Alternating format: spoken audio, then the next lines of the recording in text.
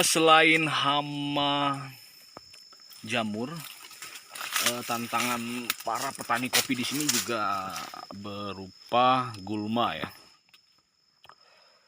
Dan gulma ini biasanya di sini disemprot menggunakan racun tertentu. Kita tidak bisa menyebutkan merek.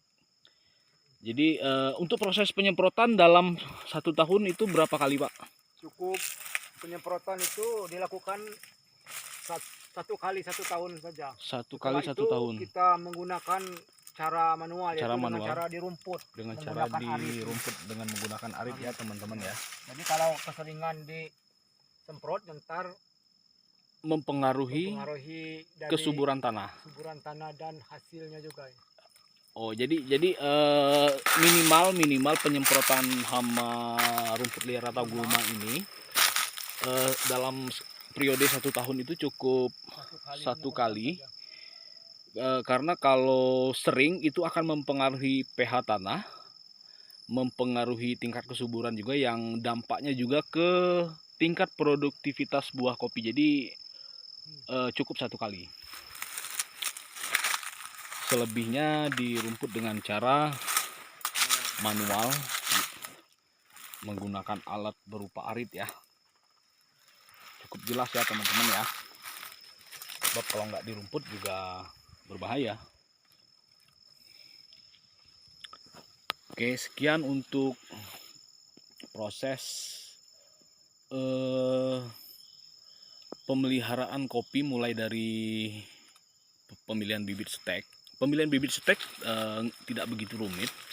Cukup kita ngambil cabang-cabang yang contoh cabang seperti ini bisa contoh kita cabang seperti ambil ini. untuk bibit ini.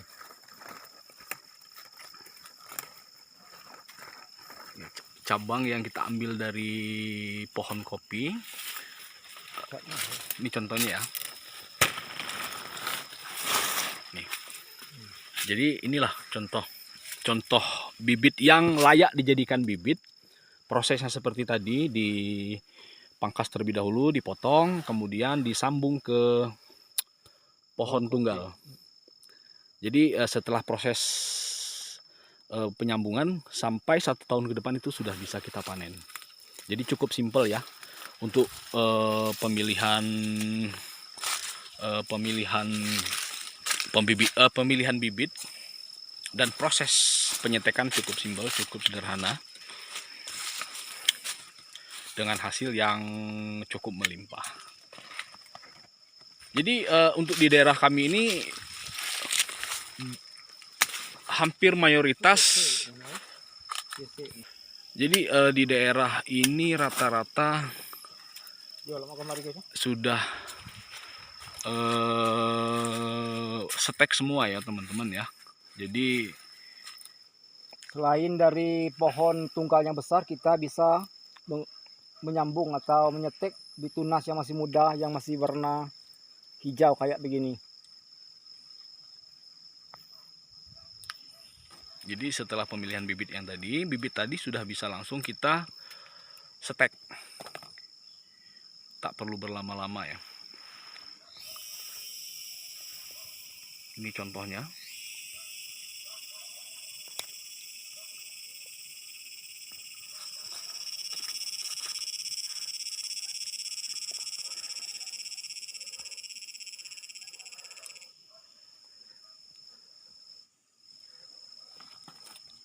Jangan lupa diplastikin. Jadi 20 atau 30 hari ke depan dia akan tumbuh tunas baru. Setelah itu dalam jangka interval 1 tahun ke depan itu sudah bisa dipanen tentunya. Jadi saya ulangi, untuk daerah ini rata-rata petani di sini itu sudah menggunakan sistem stek. Sebab untuk produktivitas lumayan jauh dengan sistem yang lama, yaitu menanam dari biji atau pembibitan seperti ini.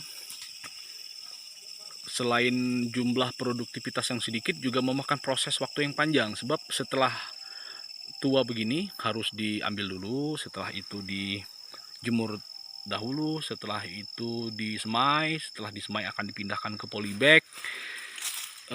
Setelah di polybag baru ditanam dengan jarak 4 meter lebih kurang, dan akan menunggu waktu yang cukup lama dalam penantian untuk pemanenan, bisa 3-4 tahun. Sementara dengan stek cukup waktu 1 tahun untuk pemanenan, gitu teman-teman.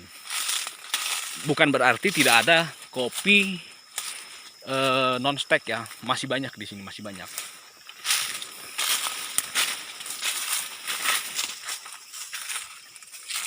Seperti tadi contohnya.